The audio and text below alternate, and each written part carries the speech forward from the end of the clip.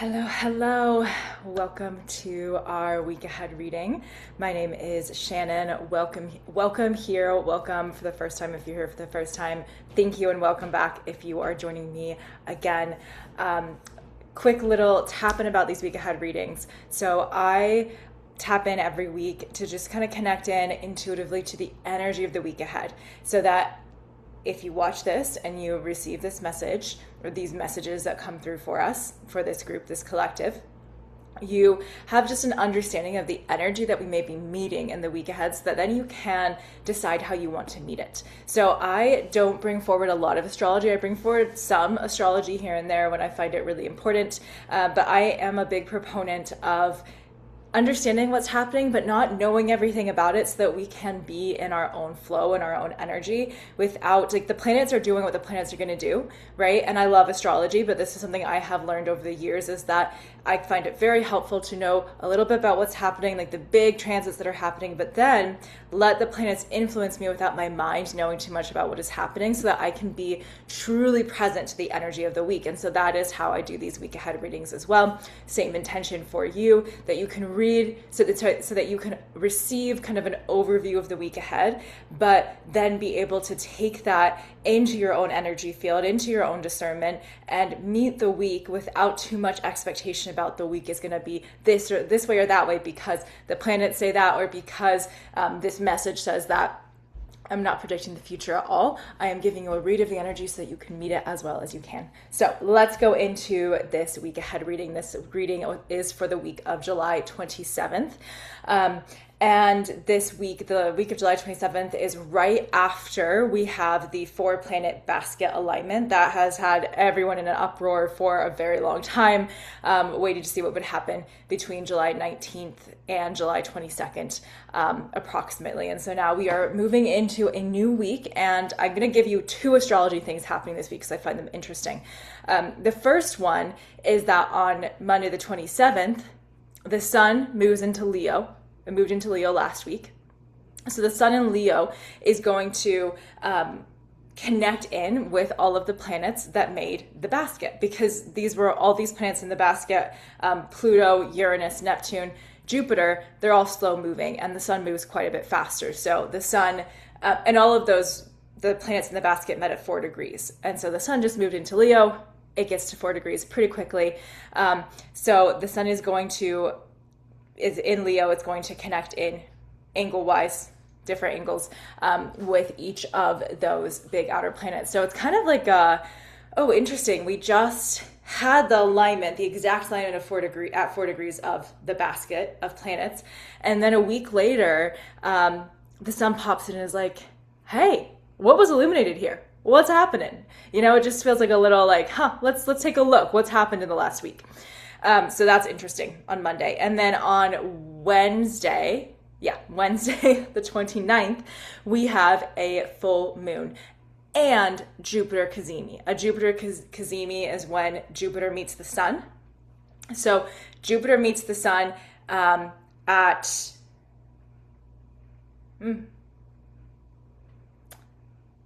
Actually, I'm not sure the degree. You can look that up if you want to. But Jupiter meets the sun in Leo. It's probably 5 or 6 degrees, just kind of knowing how the planets have been moving. And then the full moon happens in Aquarius at 6 degrees. So actually it would be at 6 degrees because the full moon is always directly opposite the sun. So we have a Jupiter Cazimi, and Cazimi is like when a planet meets the sun, it's always this day of illumination. It can be a day of blessings, especially with Jupiter, because Jupiter does traditionally bring blessings and expansion. However, the caveat with Jupiter is it brings expansion of everything. So if you're really in a moment of like more challenges, Jupiter can expand those too. So just be aware of that. Jupiter Cazimi hopefully will be a moment of blessings for you. But I just want you to be aware that we generally, like, kind of in general astrology terms, talk about Jupiter in the benefic sense, but Jupiter Jupiter is not only benefic, it can expand things that are challenging as well, if that is the medicine that is needed for us, right? So yeah, on the 29th, we have a full moon in Aquarius, and we have Jupiter meeting the sun at 6 degrees of Leo. Full moon is at 6 degrees of Aquarius. The moon peaks at 10:36 a.m. Eastern, and so then you can change that time zone wise depending on wherever you are. And yeah, so that's our kind of big energy of the week. Wednesday is a day to watch out for. Just see what that day brings forward. Jupiter Kazimis can bring, you could have illumination, you could have insight, you could have some kind of opportunity perhaps that's been coming towards you. Like those would be like the bigger, like most ideal things that might come of a Jupiter Kazemi. Or it could just be a day that feels really blessed and just really lovely, even if nothing else big outwardly happens. It could just be like, oh, this is a really nice day. Or if you have big placements in Aquarius, then you might feel a big expansion of the kind of release energy of a full moon in Aquarius happening opposite a Kazemi with Jupiter in Leo. So I don't honestly totally know what to make of that yet until we get to it. I feel like that full moon Kazemi could be, hopefully it's really lovely. Hopefully it feels nice. But it could be a bit of a mixed bag. Like that's a lot of energy. We've been in a lot of energy for a long time. But full moons are moments of completion generally. And Kazemis are often looked at as moments of illumination. And so those two kind of opposing each other could be illumination of the completion even. So that actually brings me to the runes that I have for this week. So let me show you those. Our first rune for the week ahead, for the week of July 27th, is Rado, upside down. Rado is a rune of the past. It's a rune of traveling. And upside down, it means traveling to the past, or it's like put your mind back to the past. So it's a rune of travel, journey, but when it's upside down, it's like we're journeying metaphorically back to something in the past. So that's really interesting. That could be the full moon completion energy, what from the past is coming up to be completed. The other thing this could be, because the rune that comes next is Isa, which is freeze. It's like stop.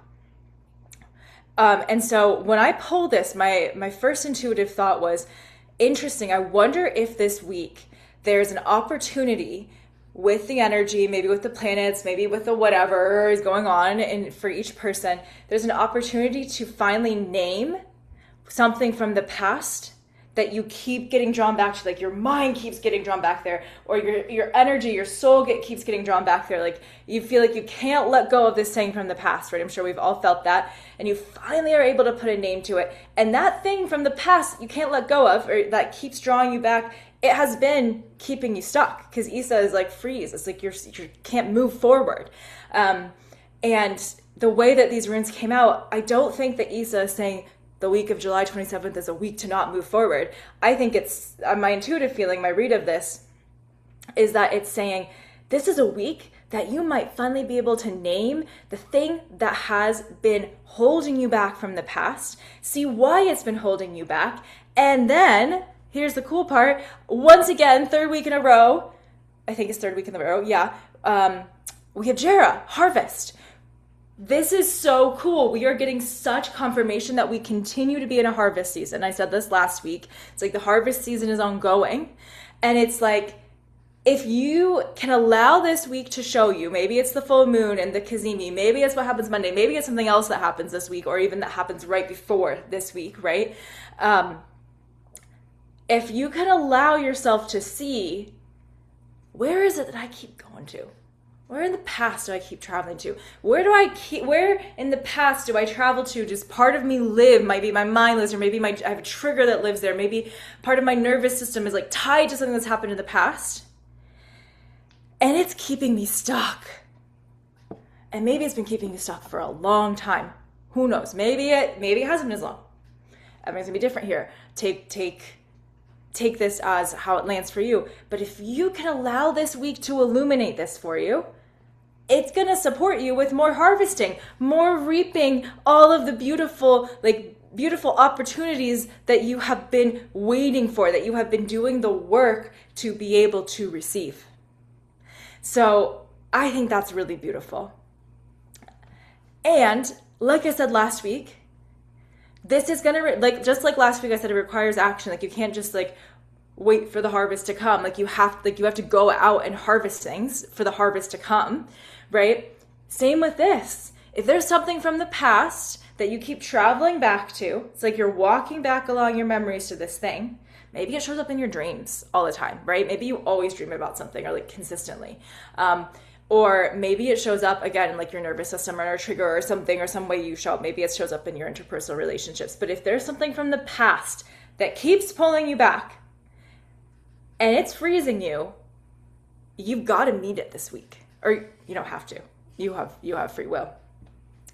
You are being invited to meet it this week, but you actually have to meet it. You have to take the action to meet it, whatever that looks like, because meeting it is part of the harvest season, creating the space for the harvest to come in stronger, for more harvesting to arrive.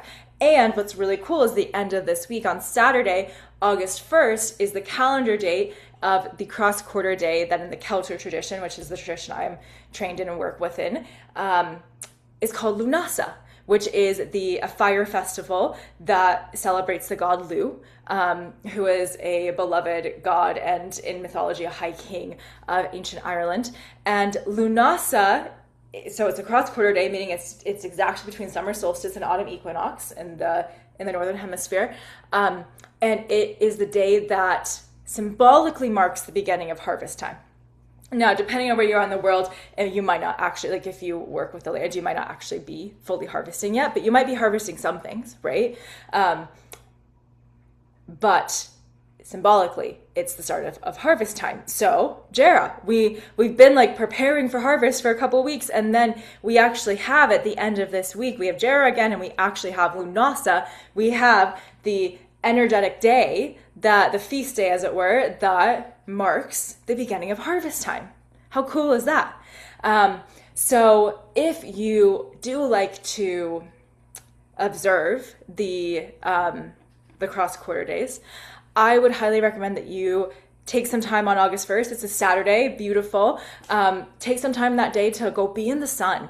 Traditionally for Lunasa, you might, if it's safe to do this where you live, you might light a bonfire and have like a celebration, like have people bring food. Maybe you like make food out of your first harvested, food, like fruits or vegetables. And you have a feast with your friends and family, and you have a fire, and you like, dance and sing into the night, that kind of thing.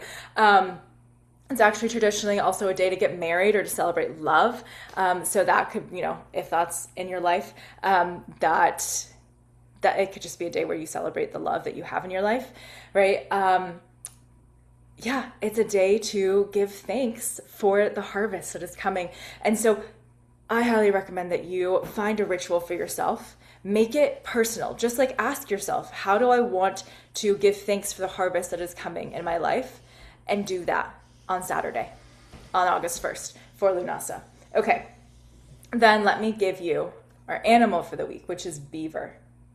And beaver is number 22 in my deck, which I love too. I just love the alignment of it being 22, and then 22 together is 4, and we just had this alignment of planets at 4 degrees. I don't know, it's very interesting. It's like we have this beautiful like building energy with the 4 numerology, and then 22 is a master number numerologically, and there's just something really beautiful about that. I don't know all the numbers of numerology off the top of my head. I don't do enough with it to remember all of it, but if that piques your interest, go look it up. But beaver is builder, represents builder. So beaver reminds us, 1, not to eliminate all of our alternatives and dam the flow of experience in our lives. So that comes back to these runes. Maybe something has been damming your flow of experiences, and this week is the week that you get the oomph, the support to finally break that, so you get more. You can really come more into the harvest. So beaver also reminds us to look at the power of working, attaining a sense of achievement, seeing how we work in teams. How is our team, like if you work in a team, how are you showing up? Are you resistant to teamwork? If so, why? Right? These are questions you can consider with beaver medicine. Do you, like, if in teamwork, do you try and take over, right? Or do you sit back and not do anything? How can you, if you're in a group of people, maybe find the balance of finding what is this person good at, what am I good at, what is that person good at, and how can we all work together and honor our gifts. There's an element of that with Beaver, because Beavers have to work together. So Beaver can also be asking you, put an idea into action. So again, I do feel like these two runes are very much like get action to get past what is blocking you, what has been freezing you. Beaver could also be asking you to settle differences with fellow workers or friends. Beaver may be telling you to look for alternative solutions to life's challenges and protect the creations with which you put your love and energy into. Beaver also reminds you of discernment and being discerning about who you're trusting, who you're allowing to support you as well, right? So there is a lot of things there, but the overarching thing is building an action and moving forward. So we're still in that energy. It's been building for a few weeks. This week continues. Do action, move forward, do things. This is not a week to like sit back and be like, oh, I'm just gonna rest and do nothing. Like, no, generally, this is a week that's like, do the things, keep moving forward, keep meeting life, right? That's the whole point, like, of doing any of this kind of work too, healing work, spiritual work, inner work. Is like, so you can meet life better. And these weeks right now are asking us to meet life better. Keep meeting life more than maybe you ever have been able to, or than you have for a long time. I don't know, whatever it is for you, but keep meeting life more. That is part of the harvest. Even part of harvesting is meeting life more. So yeah, we have that. We have Beaver reminding us to take action and to build. And also, you don't have to do it alone. You can work with others. You can have others supporting your back, having your back. Teamwork is present and available to you if you wish to reach out and grasp it and say, hello, I welcome you in. So that feels complete. That's our reading for the week ahead. Oh, I'm really excited for this week.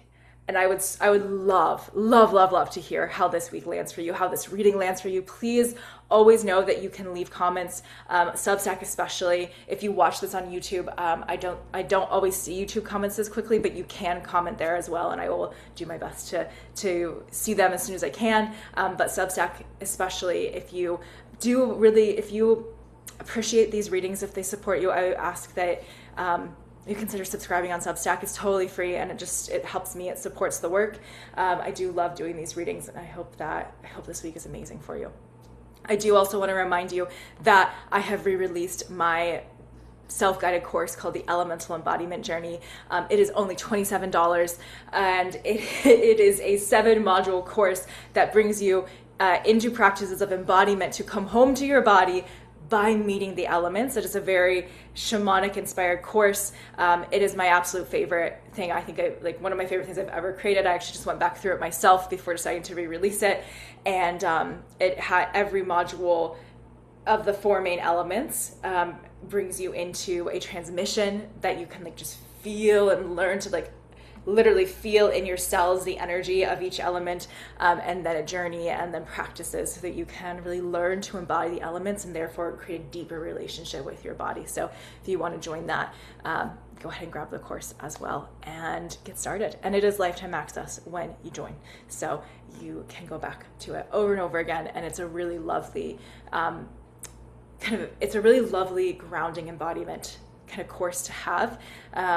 It's something that I recommend, if you have it, going back to, every now and then after you go through it initially, so that you just continue to have those skills. You continue to remember and deepen into them. I mean, and this is how I practice myself as well. So that is why I recommend that. Okay, there we are. Thank you as always for being here. Have a lovely week, and I will see you next week.